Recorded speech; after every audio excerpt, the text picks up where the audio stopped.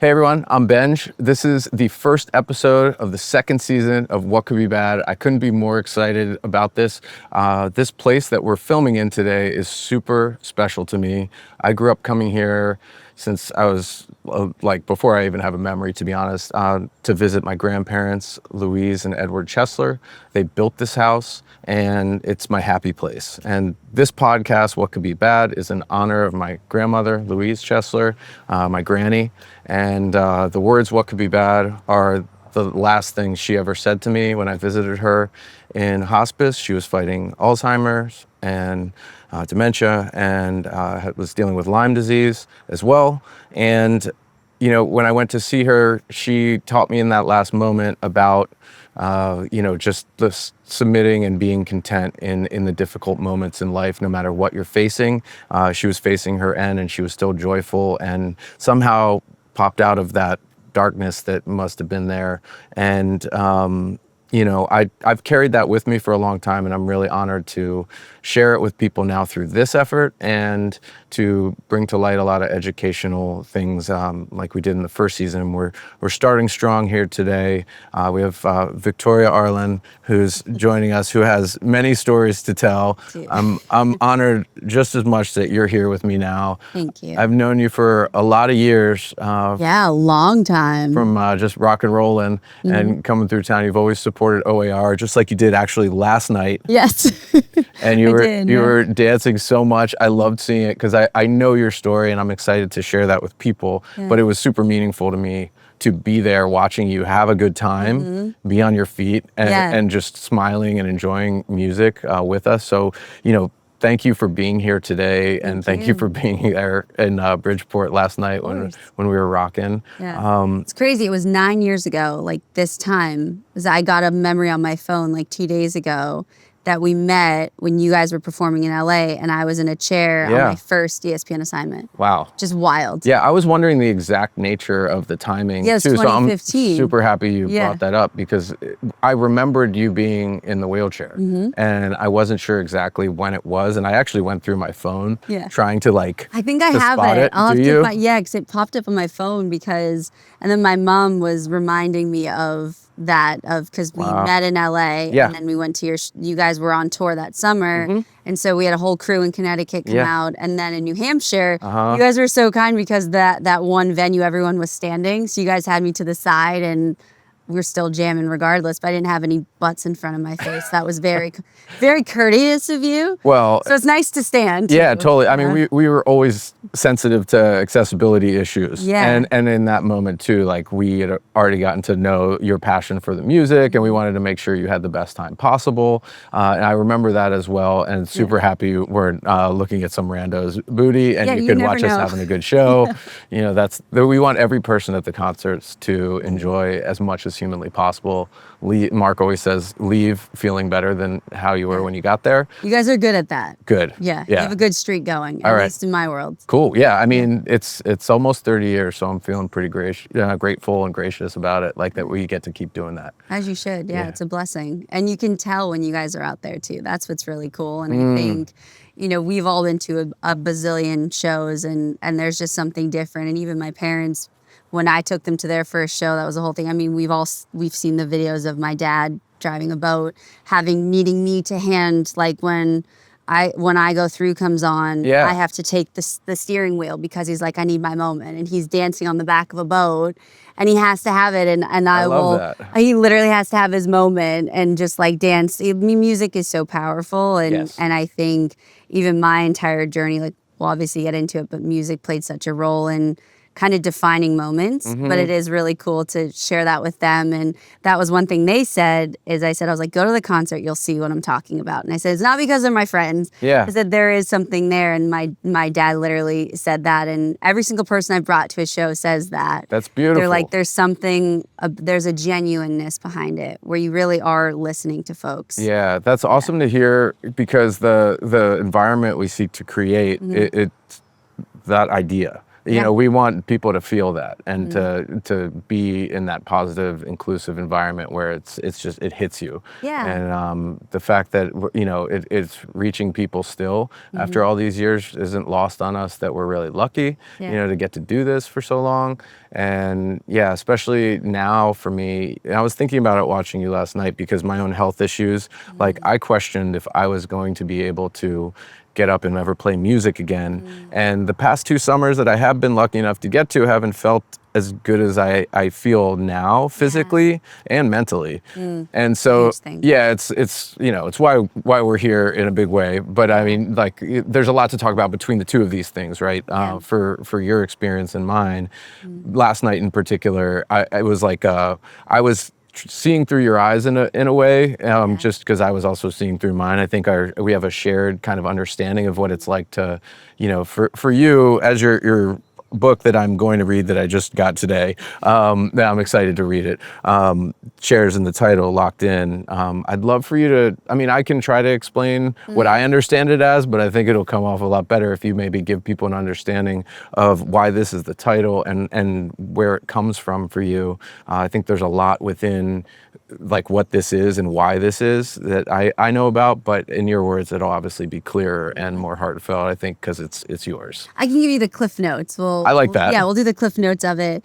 But first and foremost, the title Locked In, when I was writing my book, I was 22. I had no idea what I was doing. And I had very little support. You know, what you're promised certain things when you sign a book deal, and certain things don't follow through. So I'm in this space writing this book, reliving some of the most traumatic events of my life while navigating these new, you know, journeys I'm going on and very public facing. So I was kind of in this weird space where I'm stepping out into these awesome, cool moments, but I'm also reliving some of the saddest, hardest moments that I kind of compartmentalized.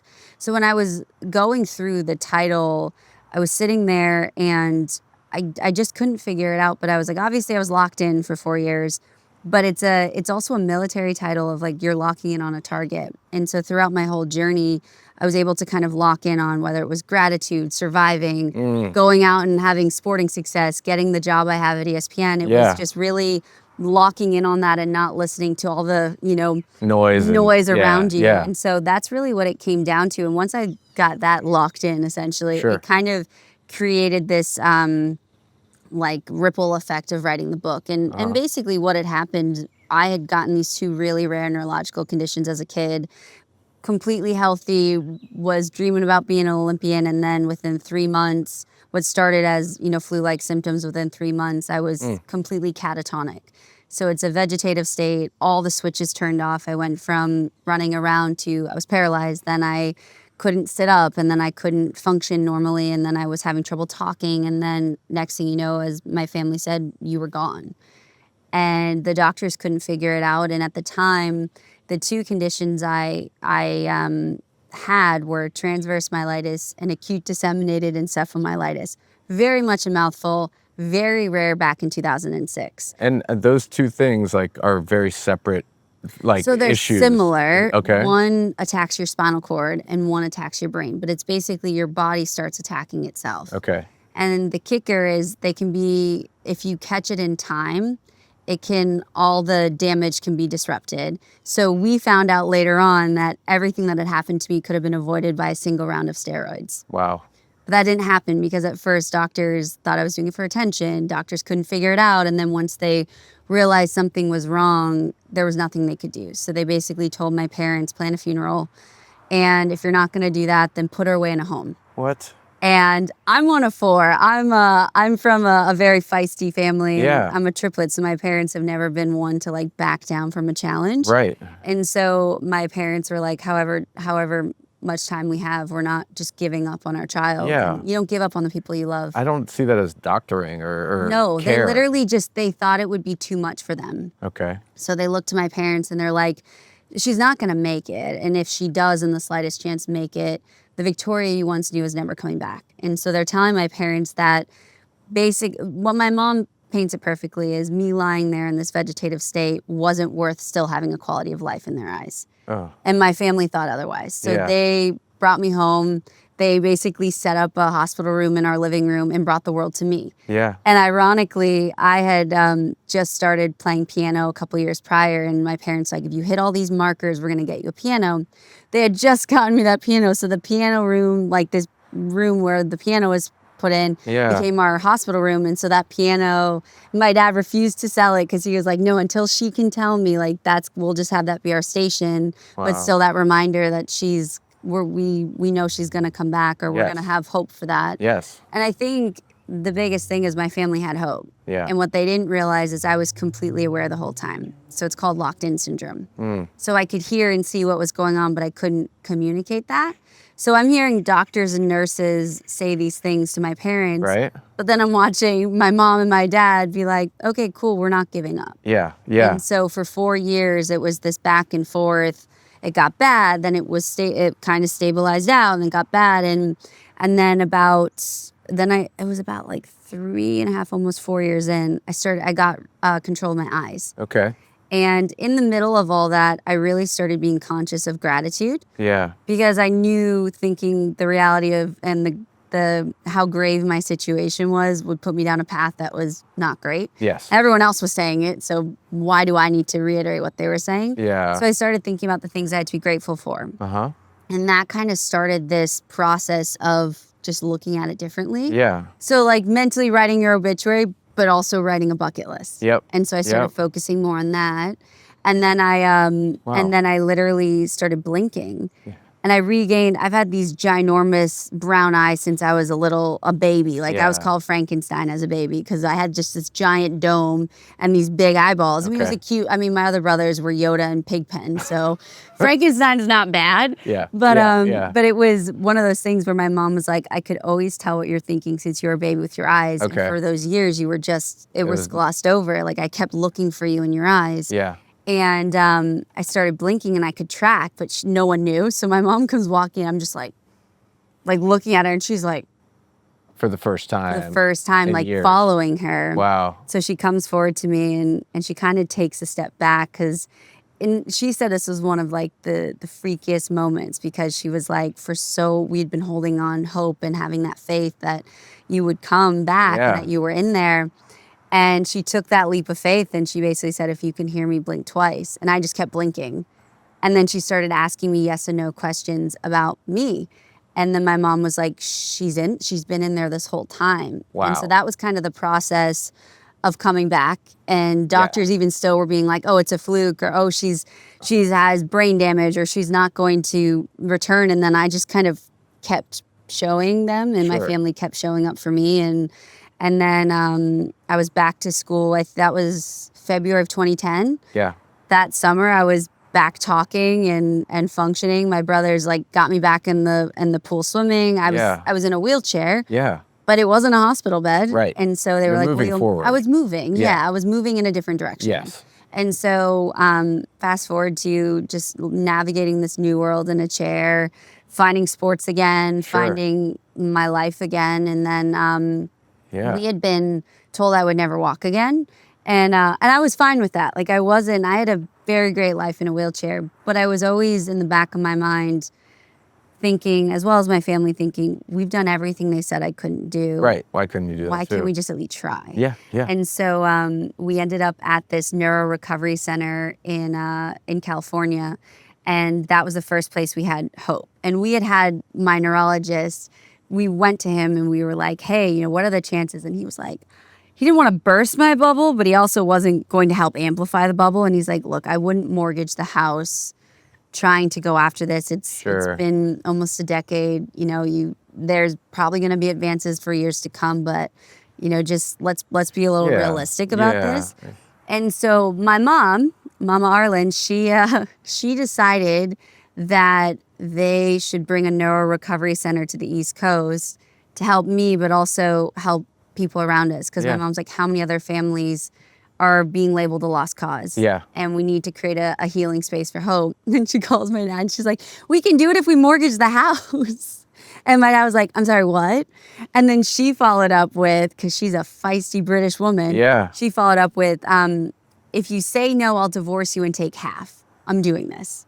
And What? she I just love had her. this, she's amazing. Yeah. Wow. And so my dad was like, they didn't do that, but my dad, that He still figured it out. traumatized him to the Yeah. day. And then they opened up Project Walk Boston, and it became this leading neuro recovery center because people came to just have hope. Yeah. And we're like, why is anyone going to play a situation of, oh, you can't do this, move on with your life? Right. And so Right. with that, I started training there. I had just started my job at ESPN, still in a chair.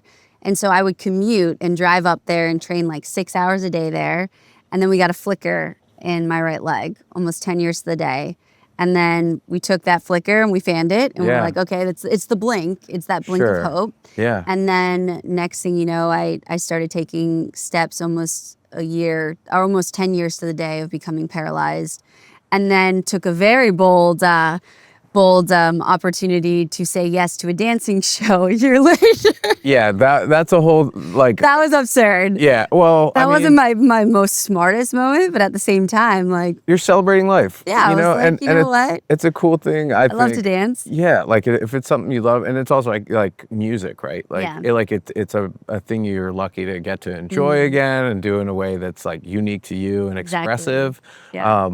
All right, before we go into Dancing with I the through a Stars, lot at the Cliff Notes at you. I Yeah. love the Cliff Notes. I always pretty much like relied on them Yeah. when I was in school. This is and stuff. way easier to Yeah. just have this Cliff Notes I'm version of I'm it, with yeah. you. Yeah. And there's so much, like I have so many questions.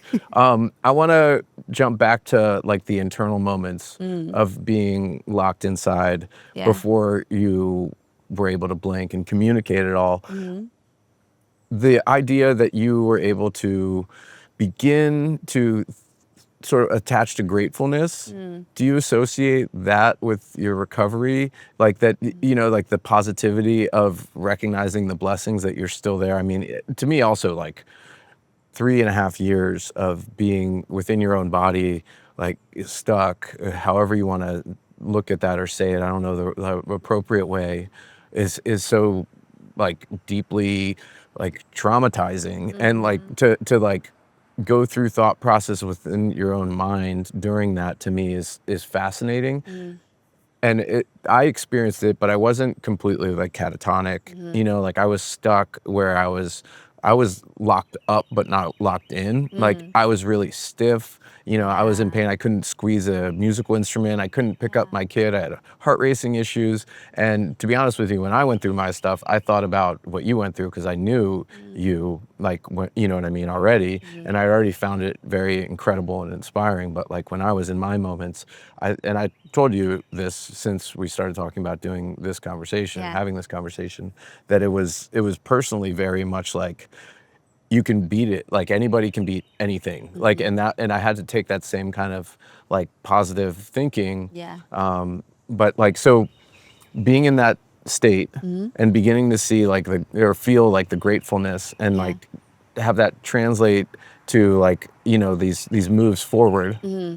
What was like, was it a snowball effect inside, you know, like when you could finally talk to your mind, like where do you remember being in that moment? Yeah, so I remember the moment I realized I was locked in, because in my mind I thought I was having a full-on conversation and no one was responding. And so in that moment I'm like, they don't know I'm in here. And I really got freaked out. Yeah. But then at the same time, I very quickly started kind of getting doing damage control and figuring out, okay, where am I? What day is it? What time of year? How Right. old am I? Yeah. But then as I was doing that, I had this moment where I realized, but I'm still me. Yep. And so the fact that I haven't lost my mind, every other part of me is out of my control and completely shut down, but I have my mind.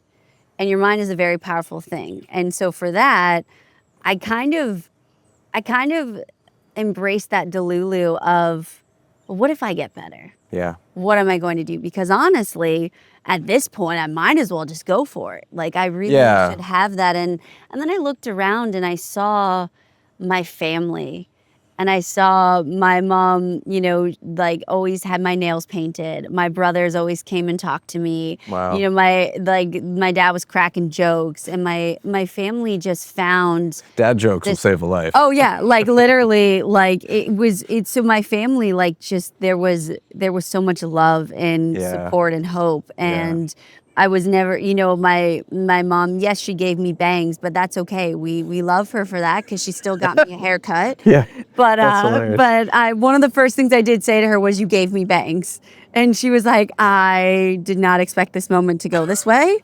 But there was so much love, and like they Yeah. weren't giving up on me, so why was I going to give up on me? Sure. And also too, you are the author of your own story. Yep. So why would you give your pen and that power to someone else, especially a stupid doctor? I know. I'm sorry. Yeah, Like totally.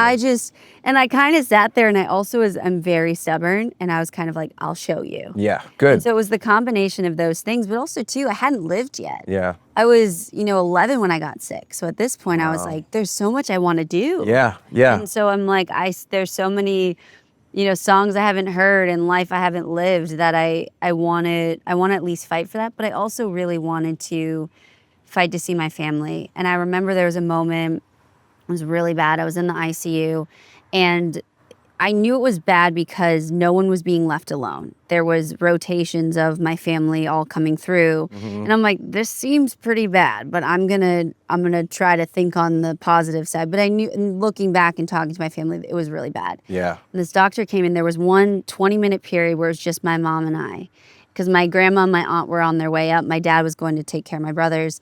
And this doctor walks in, and he's like, you need to just accept the fact that your child's not going to make it, and you need to start planning accordingly.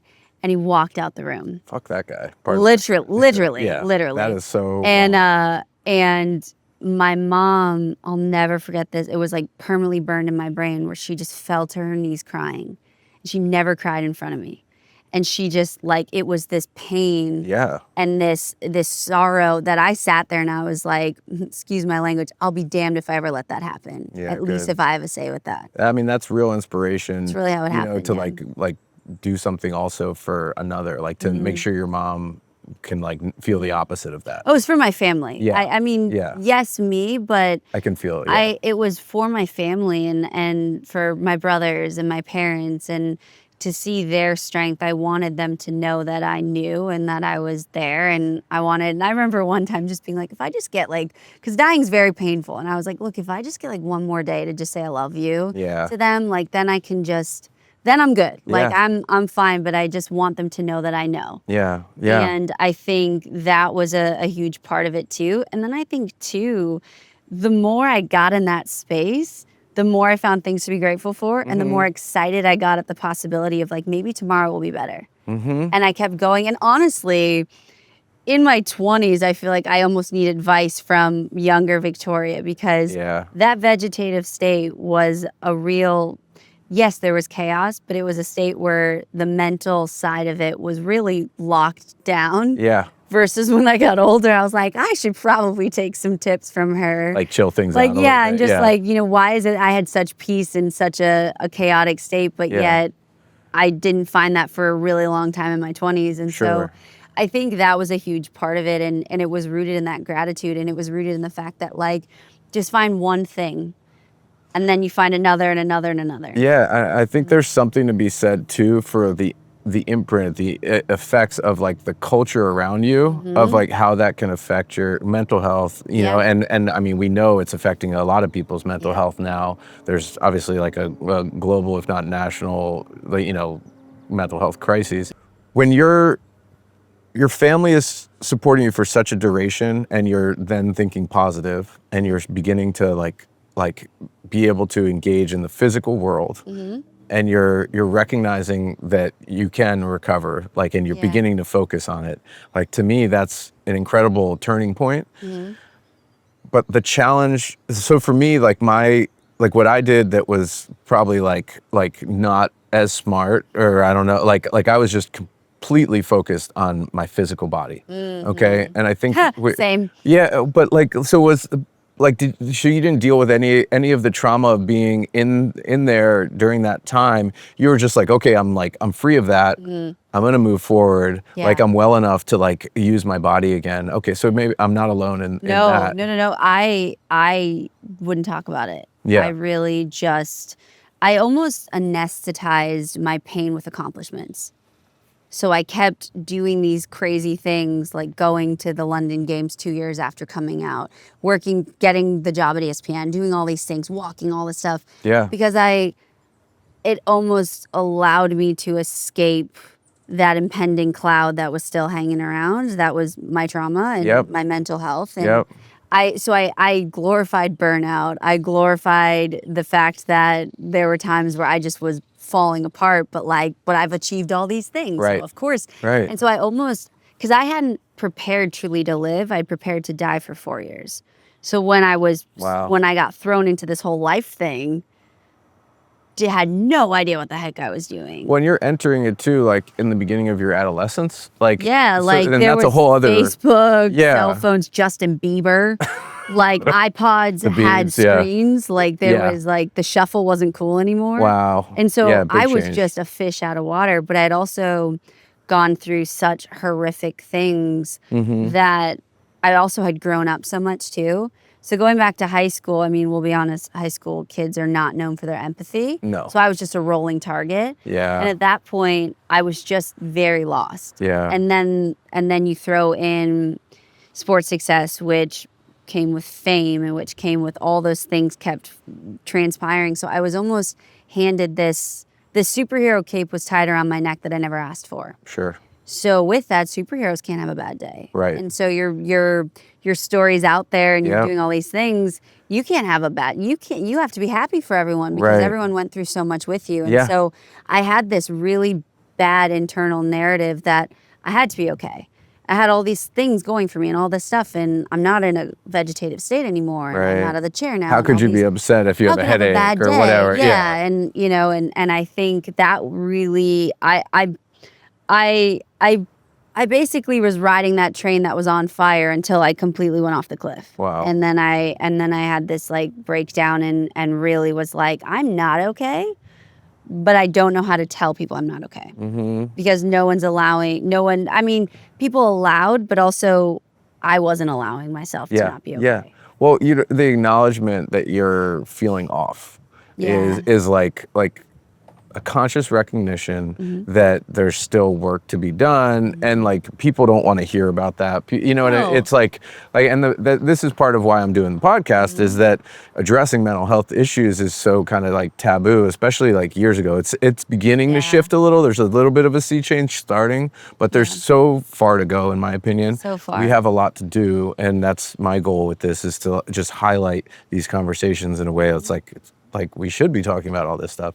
And so was There's there an assumption. yeah There's an assumption with what you do, with what I do, because you're on stage and Right. I'm in front of a camera and we have to be just like, yeah from oh behind, you're like, oh my God. Like, I I- can't tell you how many times yeah, I've go learned ahead, to yeah. cry without messing my makeup up. But I Yeah. would like get off stage or get off a show and everyone's like, oh my gosh. And then I get back to my room and I'm like, Mom, Yeah. like, I'm just not okay. Totally, yeah. But then you wipe yourself up, go do it again. Totally. People have resting bitch face. I have resting Benj face, and I don't always smile, but I'm fine. However, like on stage, to your point, Yeah. like I'll be concentrating, or I've had times where You have like a cool vibe when you're, some of it is also is like my mind like is in a totally different Yeah. space, and I'm not I'm focused on the music, but I'm also thinking about my family or like I have depression issues and I'm like not feeling great, so I'm happy, but I'm not like outwardly showing any of it, like I'm Yeah. happy enough, but and I know that's like messed up, like you're on stage with the band you love. Well, you know what I mean? Well, Yeah. We have a narrative in this world that it is messed up. to right. not- Yeah. See, I'm doing it. Yeah. And I'm calling you out on it. yeah, that's fine, and please do. And that's what I'm trying to get better about, and also what I'm talking about here is really like I'm working on it still, Yeah. and like it's easier once you get in the cycle of like breaking that cycle, I guess. Or acknowledging it. Like that was a big thing. The other day, I had this like dream opportunity, this new show, all these things were falling into place. Like literally this list of all these incredible things started just transpiring that years and years and years in the making, all started happening. Wow, yeah. My first day, I get home and I've had anxiety and depression too, and I'm hit with anxiety, and I just started crying at a shoe.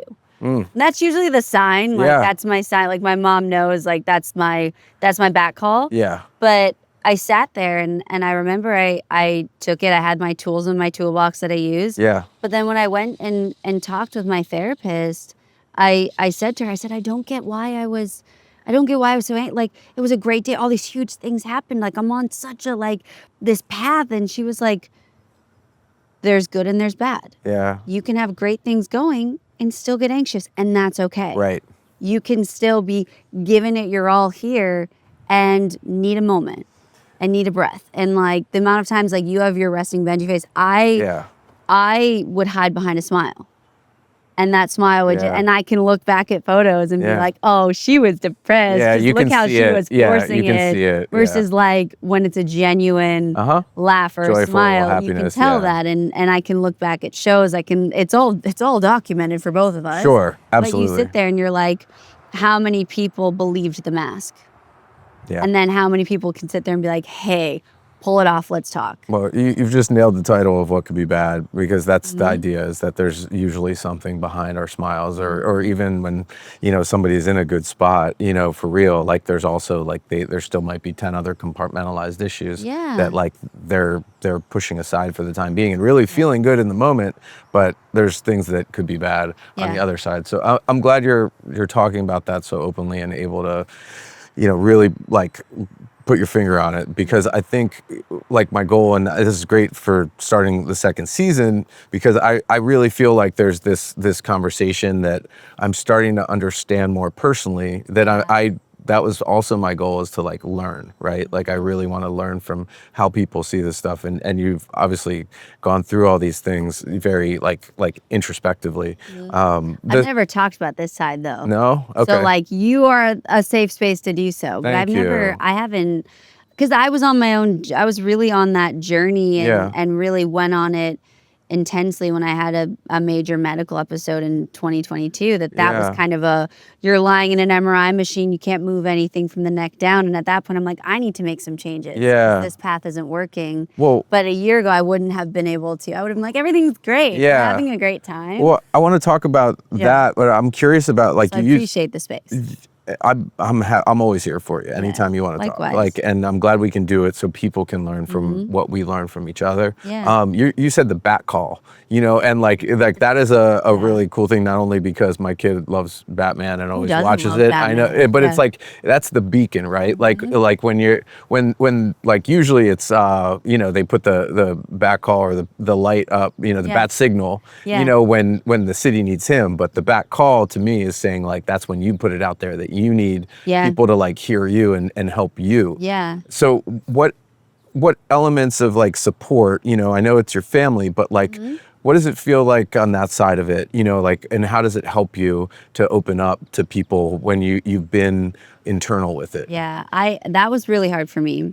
I think I didn't really have a choice at one point, because when I had that episode, I was in the hospital and everyone rushed and it was really serious. Sure. But my family knew, and they knew I'd been struggling for a while. I'd kind of started to open up to them and was really like, I'm really struggling. And so I was trying to find help. But I was also still on that hamster wheel of needing to do more. So I wasn't making the conscious effort of time and finding the right resources, but I was starting to, or at least open to the idea of, maybe I should really address the post-traumatic stress and all these other things, anxiety, depression. Like, those were no words. Yep, totally. Me too. And like, coming to the realization is like part of getting to the point where you're like, I gotta do it. Yes, like, I had to. And I think it was getting to the point, and then it was really finding allies in my family and my friends, but also having them hold me accountable. Yeah. Like, if I was, don't go radio silent,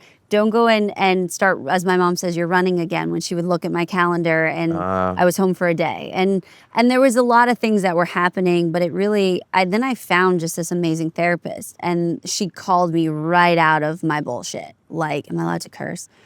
Fuck yeah. But she called me, like, right out on it. And then right away I was like, my girl. Like, Yeah, and good. But it's been an effort of that and finding the tools, finding the support, but also just sometimes being like, today it is raining and we're going to get my boots on and my umbrella and we're going to jump in a puddle or go dance in the rain. And I think that was when I saw it from that versus like, I'm depressed today or I'm anxious today. Like I wasn't using it like the superpower it was. Like my depression really also helped me not take a lot of bullshit. Yeah. Because I was kind of like, all right, go do it. Like, fine. Like I work in television. You can't go online. Like people will just be the craziest. Oh, and when you're sad, you're kind of like, I mean, I'm telling myself worse narratives. So yeah, totally. And then same with anxiety. Like you're functioning on that adrenaline. It helps when you're in high stress situations. Yeah. But then after a while, you have to learn to control it and find tools with it. Yeah. But when I had those days, and even still, like I now know, okay, I have a toolbox that I've assembled with my therapist. Yep. I can reach out to her. I can talk to my family. I can go up to New Hampshire and just sit by the lake. Yeah. And set those reset buttons or say, today's my day off. It's going to be my day off. Yeah, that's great. We're not going to add 50 million things to it and acknowledge that. Yep. And then also sit there and be like, you know what? I know I have to get up at 4 a.m., but I'm going to go cheer my friends on and dance at a concert for a couple hours. That's cool. And have fun with that and not care that I was dancing like a total idiot. But like, I have my moves and I got to hold my moves. I saw your moves last night. I gotta stay on brand and stay I saw in the box. the one you're doing this thing. Yeah, that's like my from Hitch where he's like stay in the box, but at the same time. You don't have to stay in the box. I didn't. But also people were walking by, so I wasn't going to trip anyone or like knowing me, I would have fallen probably. Yeah. So we didn't need a yard sale. Yeah, totally. There, I get you. Yeah. But it's like those little things of when you were in the row with my dad. Yeah. Like you don't knock over my dad. No, they were down there. So but I was like, at this point we had some space, we had some clear space over here. So I I took advantage of that. Totally. When my parents are with me, I have to bring I have to reel them in. Yeah, good. My mom and dad will just influence. Go for it. Yeah, like that's their jam. Yeah. But anyway, so it's like no, it's all good. The plane hit some turbulence. I'm gonna land it. Yeah, cool. But it's one of those things that I think I stopped like hiding it, but then I also started sitting down. Like there's been times where I was on shows and I would look at one of my friends and just be like, "How are you doing?" Yeah. Oh, I'm good. I'm good. No, like how are you actually doing? And the amount of times people have just been like, I'm really stressed or I have a lot going on, or like you're the first person to ask me that. I've been in that situation. There was a period of time where it went like 2 whole weeks and I finally was home for the night with my parents in New Hampshire, just visiting them, and I had a layover. And they're like, "How are you doing?" And then I just burst into tears. I was like, no one's asked me that. It's just been assumed. Right. Yeah, that you're okay. That I'm okay. Yeah. Because we're putting out our highlight reels left and right. Yep. And so I think having those tools, but also just not being afraid to be like, you know what? Today isn't my day. And that's okay. Or like earlier today, I had so much going on, but I like stopped, took a couple moments to just like meditate and just be like, we're tired, but we're grateful. Yeah. So let's lean into it. You might have to drink an extra coffee. They're going to have to fix your hair because you got drenched in Gatorade. But it's okay. Yeah, and it looks great.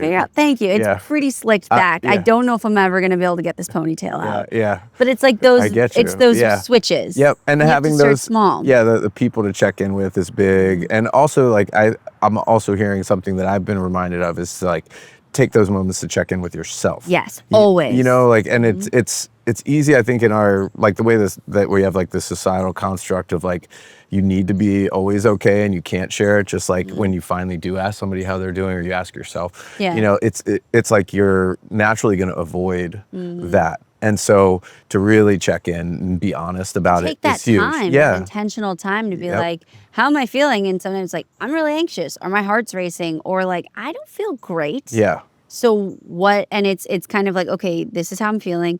What is one thing I can do to change it? Yeah. Yeah. Is it a cup of coffee? Right. Is it having a snack? I love snacks. Me So too. I'm like, you know what? I'm getting the pretzels. Yep. And so it's like those, and then being intentional about those actions. Totally. Or if all heck is breaking loose, sitting, being like, what can I control? Yeah. Or like one thing my therapist makes me do, and it's the bilateral stim to your brain. And you just sit and you just tap and it just kind of puts you in a place of like, get back in your body. Okay. Get back, move your arms. And then I scratch my nose. What is that? So I mean, sometimes I have to This do it, is but my what is it? reset Yeah. button. Okay. So when I was years ago, I was speaking at this event. There's about 10,000 people in the crowd. And Yeah. I'm not a musician. Okay. So I am like, there's 10,000 people in this Yeah. crowd. I need to step it up a little bit Yeah. in some way. And so there's all these audio issues. Everything was falling apart behind the scenes. So I knew, I was like, we're going rogue. Yeah. Like I had a set Gotta do performance something. that was being, Oh. that I was like a presentation that I was giving. And I went rogue. And I remembered a moment. I was kind of standing up there and I got reminded of this moment like 3.5 years into this vegetative state. I was lying there. Everyone was gathered around saying goodbye to me. So I'm realizing like, this isn't a family party. Like this is bad. Victoria is bad. Because in my mind, I'm just frolicking around, but that wasn't the actual case. Of course, yeah. And so they're all gathering around. And I remember it was really sad, but like all I could think about was how my nose itched. And have you ever thought of an itch? It gets itchier and itchier Yes. and itchier and itchier. Yes. And I'm lying there and here everyone's sad and I'm like, someone freaking scratched my nose. Yeah. And I remember taking this moment, separating myself from all that. That was their thing. I wasn't saying goodbye to me. I'd already Right. done that. Yeah. And I was like, if I could just scratch my nose one day, how cool would that be? And in the midst of all this, you know, like really tackling the anxiety and depression the last couple of years, Yeah. I had shared that story to 10,000 people and I said, just scratch your nose, take that reset button. And then I took it one step further and I said, all right, picture whatever it is that's bothering you. Yeah. It's making you anxious, what hurts, whatever. Picture in your hand. Okay. Make a conscious fist Okay. to feel it. Okay. Throw it up like confetti, because who doesn't love confetti? And then take your finger and scratch your nose. And just that action alone, Yeah. Release. you're releasing, Yeah. you're hitting your senses, Yeah. but you're also letting go, but you're also realizing what you still have control of. Okay. And so that's been something I do too, where it's like I'll sit there and I'll be like, Yeah. like you just have a little, and it's that moment that Yeah. kind of snaps you back into the present moment of like how cool you get to scratch your nose. I love it. I love it. That's Yeah. really amazing. And yes, I'm thinking of things like that I can relate to in my own body, but I'm going to take that with me, you know, like Just a quick one you can it's do. totally fantastic. And it's also a reminder, I think, that like some of the smallest moments in life can mean the most. 100%. You know, that it doesn't have to be these grand accomplishments to Yeah. appreciate the lives that we have and to see the positive. It's the small things, right? Just getting out of bed. Yeah, Like totally. I do this thing when I get out of bed. Each time I do right foot thank, left foot you. And I stand up, I throw my hands in the air and I say, today's gonna be a great day. And I do a dance.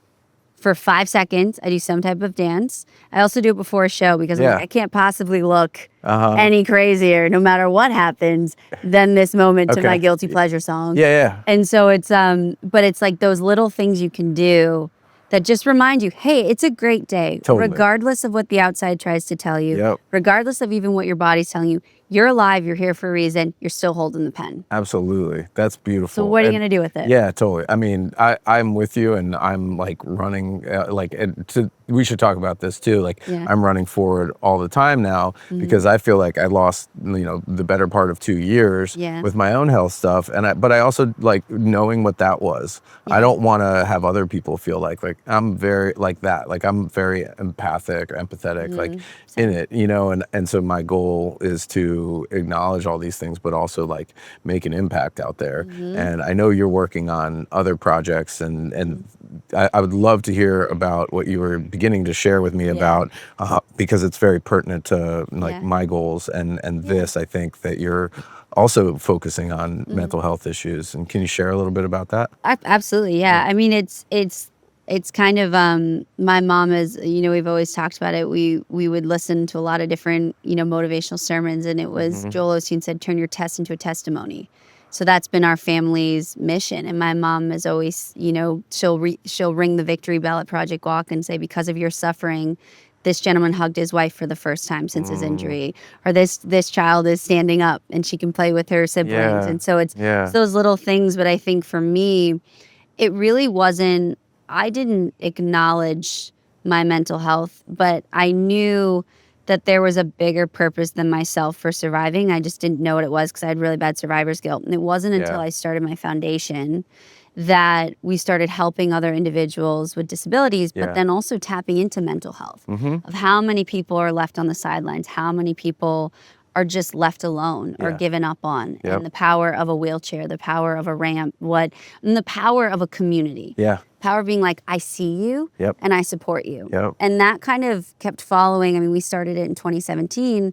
And then as I went on this journey and as I kind of was forced to really face another grave situation back in 2022, I was like, I need to do Yeah. something about this. Yeah. Because what I'm putting out there is like everything's okay, and it's not, and that's okay too. Yeah. And so I think for me, I really started tapping into mental health, but only through my kind of community. Okay. Because I wasn't ready yet. Like Yeah, I yeah. was very much like I didn't even want my story years ago to be shared. It was leaked without my permission. Oh, but that must have that been, was like felt terrible. Like 17 years old. You wake up one shouldn't day even and be legal. Like, No. yeah, that's messed up. I mean, Well, I don't want to say the media We because don't- I work in the media. Yeah, well, we don't have to point But- specific fingers, but I Yeah. mean, what's it like for?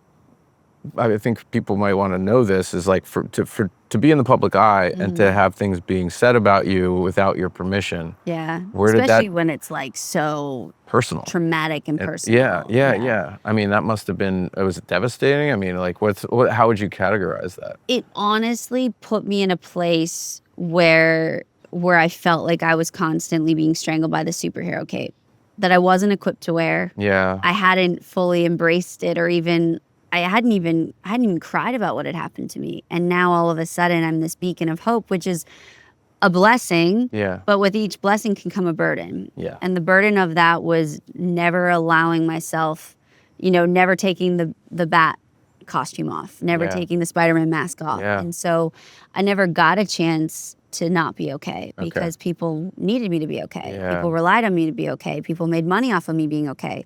And so I think it was this thing where I didn't know how to not be okay. I just functioned at such a high level that the depression and anxiety would only come when I had a few hours off. Wow. And Yeah. so I could reset. Yeah. I could cry for a hot second. I know how to cry really well on an airplane. Like I could Yeah. do these things and then get back and come back and, anesthetize it again with all these things, or people need me. And it wasn't until I couldn't even, sit up that I was like, I need help. Yeah. And not just physical help. So when that came back in 22, Mm-hmm. do you think that it like, how do I say this the right way? I think these things are tricky. Like the trauma from the first Mm-hmm. 4 years of being locked in, right? It comes back, and I mean, heightened anxiety. Mm-hmm. Like I mean, I would be angry. I would Yeah. feel a lot of like what the fuck. Well, I think at first yeah. at first I'm lying there and I'm completely aware. I'm like, I'm 27. Like I have a life, I have a career, I have a home. Like this is not, Mm-hmm. this is not how I pictured it. It's a lot different when you're 11 versus 27. And I was just at work Yeah. a couple hours ago. Yeah. So I think there was the fear because obviously we had such a short treatment window. And Okay. I was like, I'm not doing this again. Yeah. I am not going back to that vegetative state. I'm not being paralyzed again. Like I'm out. And at that point, I literally remember saying to my mom, I'm like, I can't go through this again. Yeah. And I came to the next day and the treatment had worked, but I was still half paralyzed.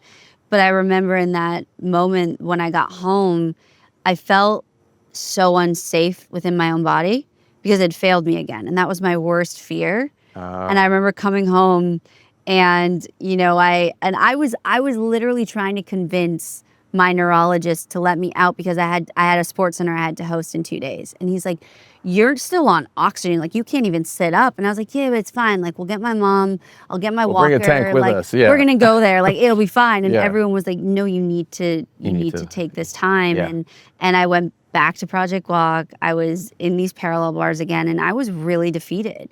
And I was probably at one of my lowest points. But at the same time, I was seeing what was not working in my life, whether it was personal or professional, and what decisions, hard decisions, but the right decisions had to be made. Yeah.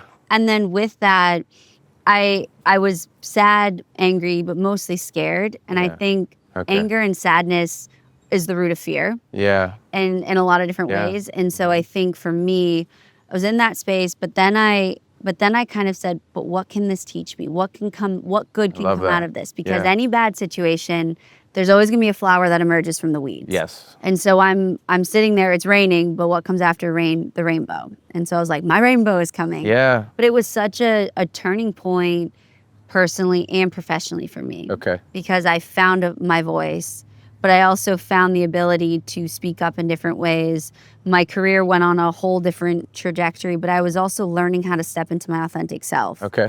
Because I was like, this isn't working. And Yeah. honestly, like she kind of got stuck back in that MRI machine, and I don't know if I want to go back to her. And I kind of just started this new path, but also said like, we can't go back there, and I really need to be careful each step I take now not to take it for granted. Yep. I hear you, and that is really powerful, especially like I would like liken it to the first experience of like you beat all the odds, you beat everything that everyone said. Like, did you feel some kind of certain confidence in yourself, like Second going through? time? Yeah. No. No, like there was none of that. You were just like, I was sitting there. I I had no idea. I really didn't think I was going to pull through. really okay? I It was was that bad? yeah, like I was sitting there and I knew it was bad, but I was sitting there and I remember being like, this can't be how it ends. Yeah. And I don't think people realized how serious it was, because on purpose we didn't want people to know how serious it was. But I remember at the time being like, I can't go through this again. And I don't think I will be as fortunate the second time around. And thankfully, doctors, nurses, everyone came together and it saved my life. Wow. But even when I was trying to sit up again the next day, because I literally said, I was like, they brought a wheelchair. I was like, get that out. And they're like, well, we have a walker, but you can't even sit up. I said, well, then let's try sitting up today. Yeah. And it was so painful to sit up. And then it Wow. was so painful just to take one step after another. And it just wasn't working. Yeah. But at the same time, I was like, but I'm still here. Yep. Yep. And something is moving, something is firing. But I didn't have the confidence of like, oh, I'll get through it. I honestly was like, I don't know what it's going to look like, but I can't let it be as bad as we all think it's going to be. How do you go about that? You know, I mean, is that like the strength from your family, like believing, like seeing their belief in you, or is it like just focusing on the immediacy of what you can do in that day? Like it's just one step today, or you know, where's that land? I think it was my family. I think it was also where I was at in my life too, at this like turning point. But also I started having nerve pain, like terrible nerve pain. And I remember I went back to work like 2 weeks later. Yeah. And I was literally in a commercial, and I was like, felt like I was being electrocuted. Okay. And I wrote on a sticky note, Oof. and I still have the sticky notes today. Pain just means you're alive, so don't forget to start living. And as soon as I had that mindset about it, Yeah. I kind of was like, I'm in pain, and I've been through hell and back, Sure. but I'm still here. Yeah. God bless. And so that's really, and having my faith in my family, that was like kryptonite for me to be able to be like, and I got a lot going for me. Yeah, you do. That's giving me these wings. Yeah. That I'm at least going to try to take that leap of faith. And I think having that was really what helped. And then also too, just understanding that I may not be as fast as I was prior. I may hurt a little differently, but that hurt and that movement is still happening. Like that hurt means I'm here. Yeah. And that slow walk means maybe I need to stop and look at the view a little bit. Yeah. I love that And perspective. that's really what I wasn't doing before. Yeah, that's really deep and really meaningful. No, serious, because Yeah. I think it's easy to lose sight of things like that kind of perspective, that Yeah. it's like just like the simplicity of like you're existing right now, like no matter how bad it is, it's like keep moving forward. Yeah. I think when people are facing really tough mental health challenges, like you kind of get, I picture like a little bit of like a spiral, but like I always liken things to water, like being in water, and like I picture there's a place near Niagara Falls that you can take these jet boat tours. Yes. Have you been out there? I haven't been Speaking on of jet there. boats, I think there's one down there. That I haven't been on, but I know what you're talking about. Yeah. So it's like there's like 4 or 6 like 1,200 horsepower engines, and like you're going against the current coming off of the falls. And there's a place there that has this whirlpool that like first of all they tell you like don't get out of your seat here or anywhere near here, because the current may look calm, but like a foot below the surface, it is moving in a way that like once you fall out, you're basically going to get sucked under there. And one person who did that ended up like 30 miles down the river, and they were just like, not the same version of themselves, obviously not with us anymore. But I think of a lot of depression issues where you're in that kind of like downward spiral and you're getting sucked under, and how do you fight the current, and like how do you like you know what I mean, like break that current. And I just think it's like holding on to those little small things, like you're saying, is like even just like you're conscious enough to still be here, like that's a win. And find the wins. Find those wins and like and really focus on them. And it's embracing the waves too, because I think with depression, I use water references too. That, and I don't know if you've ever felt this, but for so long, I felt like I was in the water, drowning, but a lot of people were like, oh, look, she's swimming.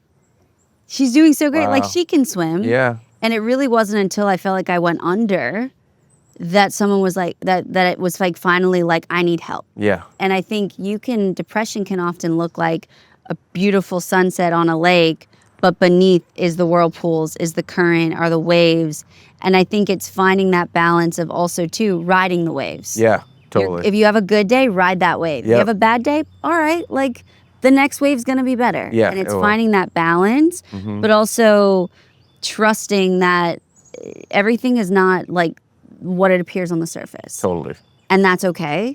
But also don't let yourself get too deep that even you can't see the surface anymore. That's absolutely right. And like always have your eye on like it's not horizon. It's not that far off. Like you can get there with some effort. And to your point, like finding that the people that can inspire you, the support, those elements of your life that like are like there's always one of them. It's hard to see it sometimes, but there's at least one thing to like move you forward. And I'm grateful I had family, I had the band, I friends who were pulling for me.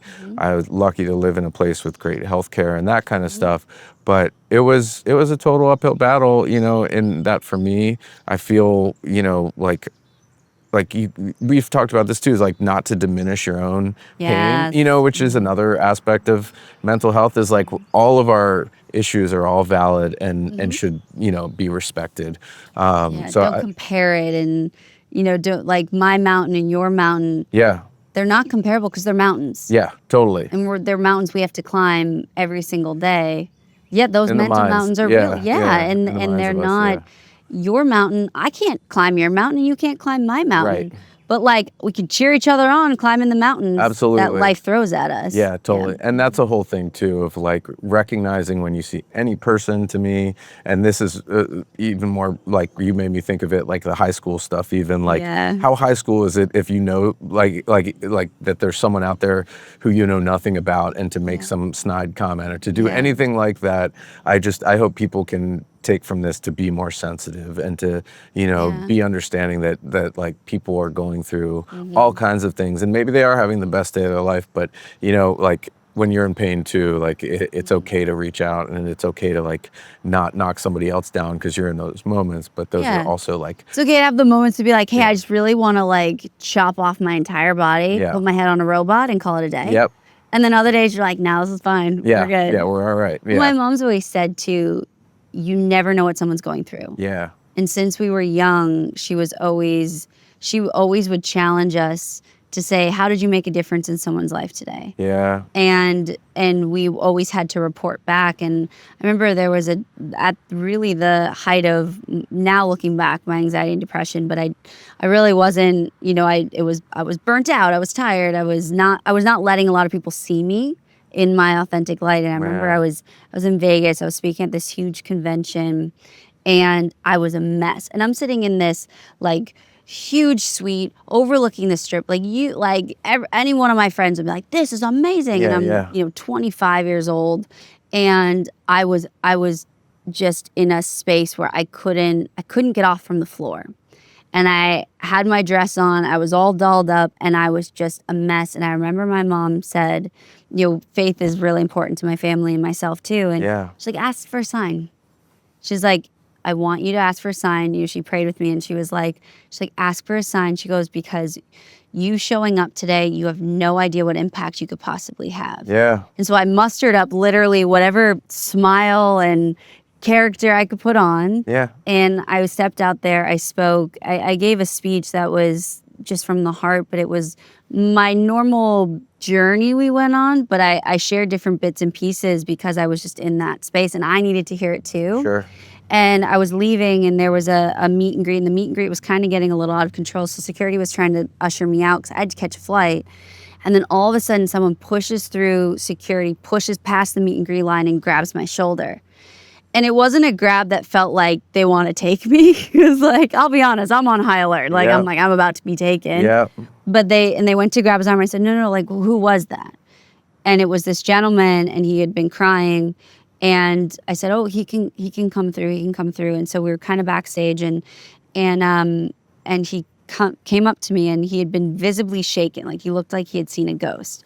So I'm like, was it that bad? Like, I think I blacked out there. Like, was it that bad? Yeah. And because we immediately go to like We the think we negative did. Yeah, all the yeah. time. I'm like, well, that was a hot mess. And it was like, no, that's actually a great thing. And Yeah, so totally. I sit there and I said, are you all right? And he just very matter of fact was like, you don't know me, and I only just got to know you. He goes, but you just saved my life. And I sat there, and I'm like, and he explained to me how he was planning to take his own life. He had lost his family. He was really depressed. He was just at his wit's end. Yeah. And he said, I didn't want to he goes, I had gotten all my affairs in order back home.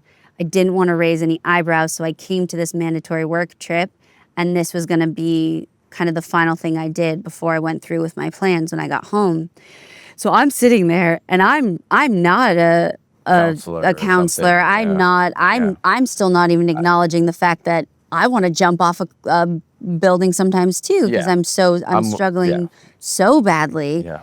And I'd just been in such a bad place. Literally 2 hours prior was like, I just can't do this, Mom. Like, I don't know what to do. I was so lost. Like, and I sent was out the back call. hopeless. Yeah, like I was, but I don't think anyone even knew how bad it was. And Yeah. I didn't even know how bad it was. Yeah. And I'm sitting there, and I just like immediately was like, what do I do? What do I do? Like, I didn't know what to do. And he said to me, he goes, but then I came to your talk.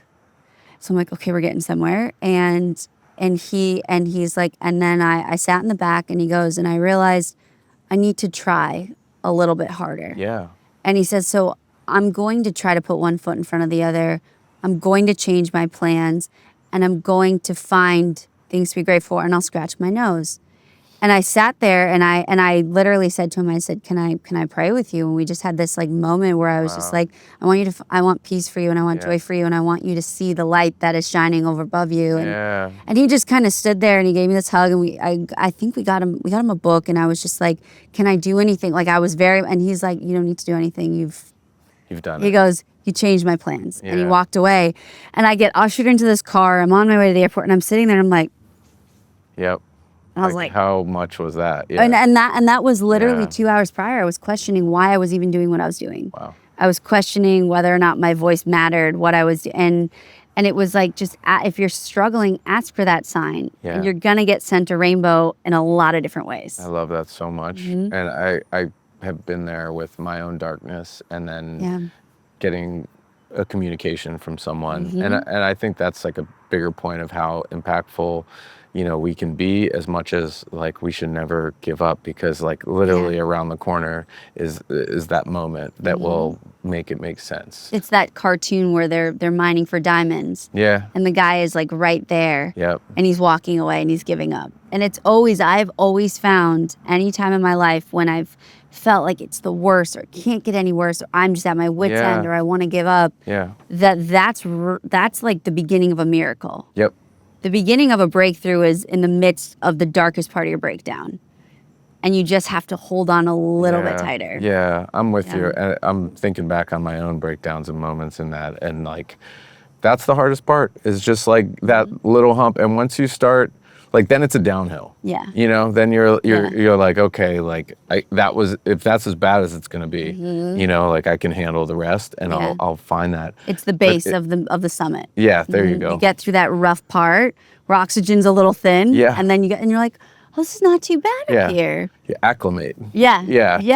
Totally. Yeah. And you adapt. Yeah. And you start, and your body starts to, and the thing is that darkness can't last forever. Right before the sunrise, my mom has always said that to me. She goes, right before the sunrise, it's the darkest. And then what happens? Yeah. The sunrise. Yeah. And how beautiful is a sunrise? Yeah. I've never met a sunrise I didn't like. Yeah, me And so too. it's one of those things that I think if you can just hold on a little bit longer, you're gonna see even just a small speck of sunshine. And that can come through people, that can come through someone buying your coffee, that can come through just really having a moment where you're just jamming out. Like I'm Beyonce in the car. Yeah. And there's been times where I'm just in my, like the other day, not gonna lie, I was pre-gaming to Hannah Montana coming to your show. And I was just in my space. Like Nobody's Perfect was on and I was just in my element. Yeah. But it's those moments where you sit there and you're like, that was the spark I needed. Yeah. That was the bit of sunshine. Or even have a journal and say, what were the sunshine moments today? Yeah. And there's gonna be a lot of them. Even the fact if you just really like pretzels and you have some good pretzels,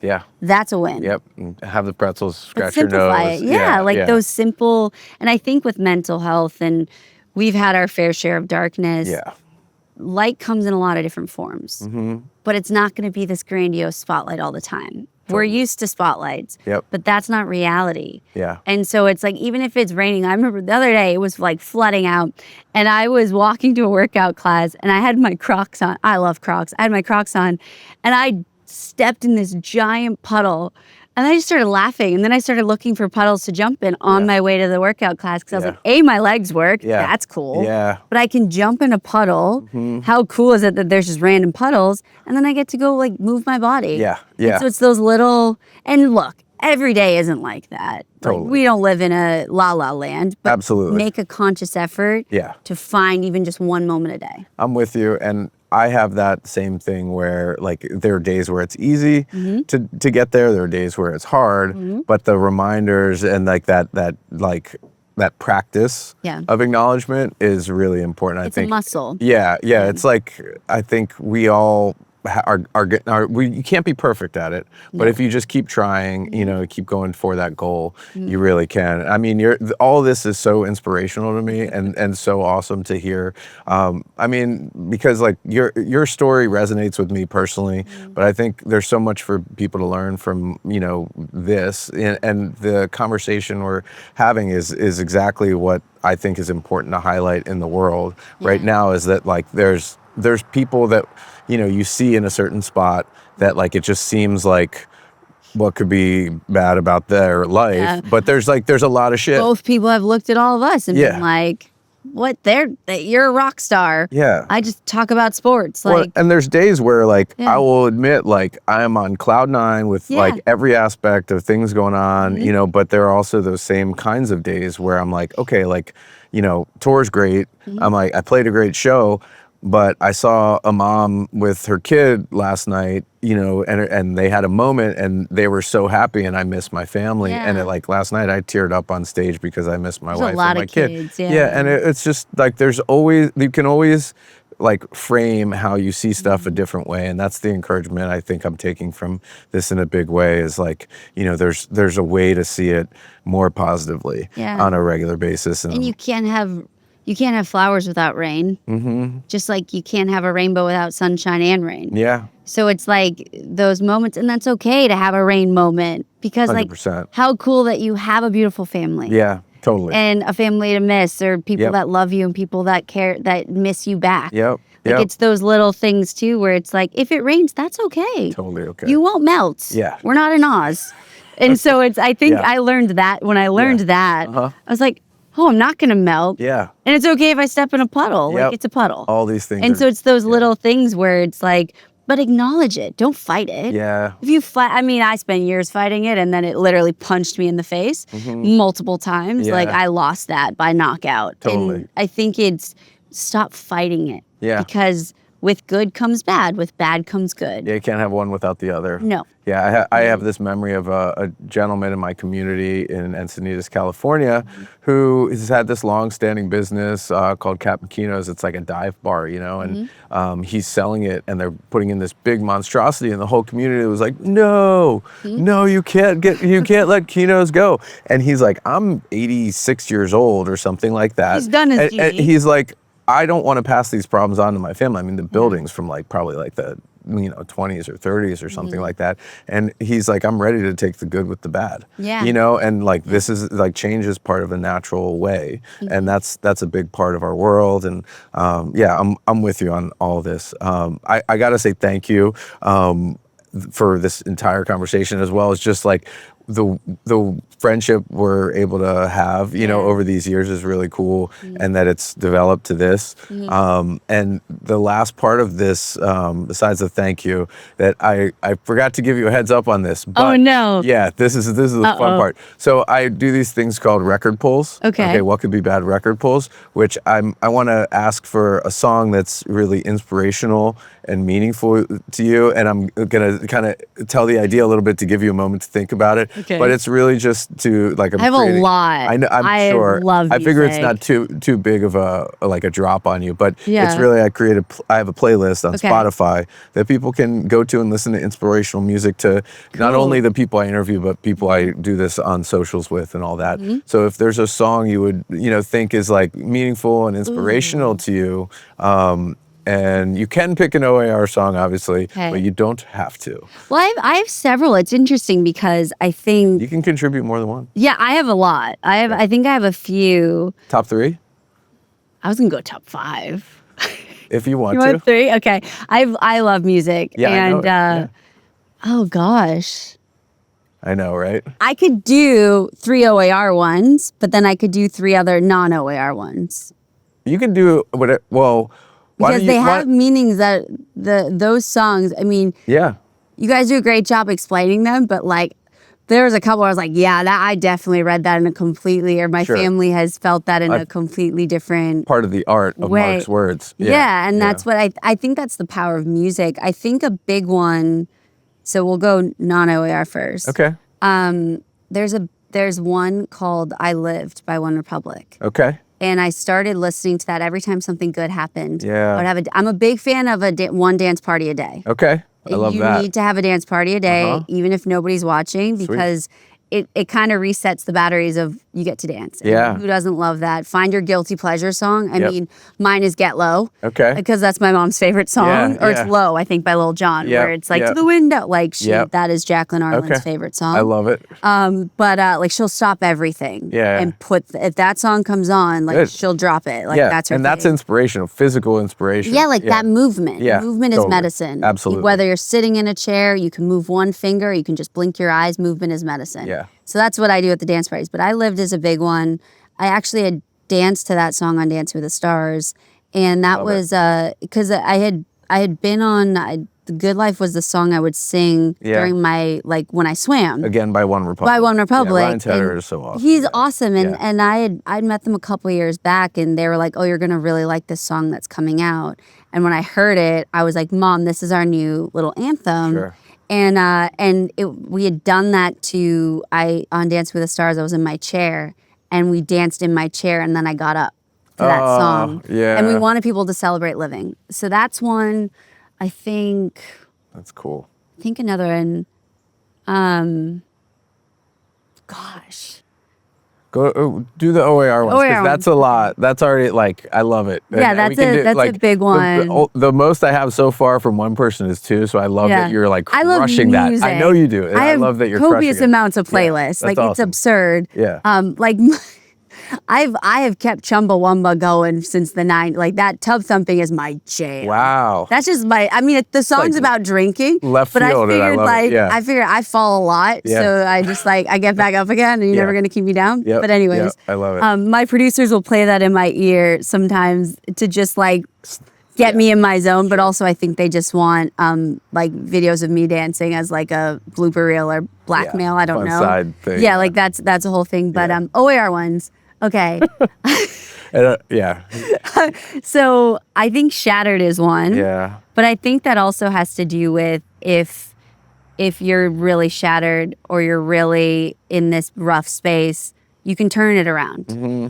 And you can go to the people you love. You can go to the people you care about. And like, that's a song that I think even my family like resonates in a sense where it's like, you can always turn around and be there for the people you love and don't give up on them. Absolutely. That's one. Yeah. And then Place to Hide. That is like that when I was writing a lot. That's a song I'll put on when I'm writing. Cool. Because that's like on my writing playlist. But I just like that one because I think that kind of puts you in a space of just acknowledging where you're at. Yeah. And who's around you. Yeah. And then fan. I love Peace. Peace is a big one because I think in the world we live in, the chaotic world we live in, we all just want peace. Yes. And we want to make people laugh and smile regardless. Yeah. But sometimes it's not easy and it's not that simple. And even if you don't do it, life can do it to you. Yep. So those are kind of my 3 OAR ones. I absolutely and my dad your loves, choices. I Go Through. Yeah. So that's Yeah, like, we have a dance party, him and I, to now that. your dad has contributed to the playlist but, as well. But I have to dance with him. Like we have a choreographed thing to I Go Through. Okay. Yeah, like that is a... I think we need to see that on the internet. No, well, he goes, he will literally he'll spin in a circle. Yeah. Like you go, I have some videos of him on the boat doing it. He's got his like thing. you go around and then he goes, and I go through, and then he just goes, you break. Like he just loses it. And then he gets back to, hello, I'm Larry. It's nice to meet you. I love it. Yeah, he just like when he right met you guys, there. he was so calm, cool, and collected. I was like, cool. they've seen the footage, Larry. Like they can see you dancing, and he is like... I want to rewatch this stuff. I don't even know if I have a memory of watching it. So if nothing else, it was a while. I'll have to send. You don't have to put it necessarily out there. I mean, you can. It's literally. You just like clip it like right here. Well, because they were the first people that kind of taught us that, and even in the midst of such tragedy, they still were playing music. Mm-hmm. Even when music played such a role. Like there's even certain songs to say my family can't listen to because it was such a prevalent moment in time that made an impact. But then there's also songs that we can listen to, and there's a celebration to it. I love that. Yeah. I think that's the beauty of music generally is like it can fit these different segments or moments of life and really heighten your attachment to like the feelings of those moments. Yeah. And almost like you get a certain smell and you're like, oh, I was in like the 5th grade science lab when I saw, or something like, and it brings you right there. Music to me, like I hear a song and I can remember where I heard it in that first place, and that's another thing I turn to just to get into or out of my own mind. It's like getting out of your own head, and I think our mind is a minefield, and we're constantly dodging bombs. Yeah. But if you can get out and just get back into your body, that's a pretty cool place to be in. Yeah. So your body's doing cool things at all times. 100%. But also, too, your mind isn't as powerful as you think it when it comes to, like, the disaster. Yeah. It's powerful when it comes to overcoming, doing the things you get to do. Yeah. But you're also playing a role in that, too. So don't, like, separate the two where one's controlling the other. Like, that's why I love Inside Out so much. Yeah. I mean, I think I was anxiety for a very long time. But it's such a thing where it's like, you're still the author of your story. Totally. But we give our power and our pen to other people and circumstances. Yep. Hold your pen. Yeah, totally. And I mean, you're talking about the movie, not the OAR song. No. The movie. Sorry. Okay. No, it's cool. I'm making sure. I just saw it, cried like a baby. Yeah. You saw the second one? Yeah. It was really great. It really rocked my soul. I'm with you on that. It's really cool to, I mean, they say like with children, like they're very honest with their responses. Yeah. And like how they absorb things. And I went to see it with my kid, and he was unaware of some of the feelings that they express, like anxiety. And it was really interesting just to like, have to speak with him about those things. But like his perception of like human emotion expanded so quickly with that. Yeah. It was really interesting to me, but it is a very powerful and fun movie to see with the family as well. As like, I just think it's cool to see like a way of like visualizing the different parts of our body chemistry and things like that, which is a whole like physiological tie to mental health that would be a whole other episode. And maybe we could have multiple conversations. We can do another one, like a B-side at some point. I would love that. But honestly, this is like so awesome, and to Thank you. me, Appreciate you. yeah, I appreciate you, and I'm hopeful that people out there will get to learn from this conversation. So everybody, thank you for tuning in. It's been awesome being in this special place with you. I hope you heard more of the birds than you did of the cars and boats and any like far off Like a music noises. meditation, you know? Yeah, you got to like Yeah. focus in on stuff. But I love doing talks outside. Yeah. I mean, obviously the studio environment's a whole other thing, but I think it's like a hearkening to like, the mental health stuff is like you can have distractions, but you can have the focus too. So everybody take care of yourselves, be good to yourselves, be good to others, and we'll see you next time. Peace.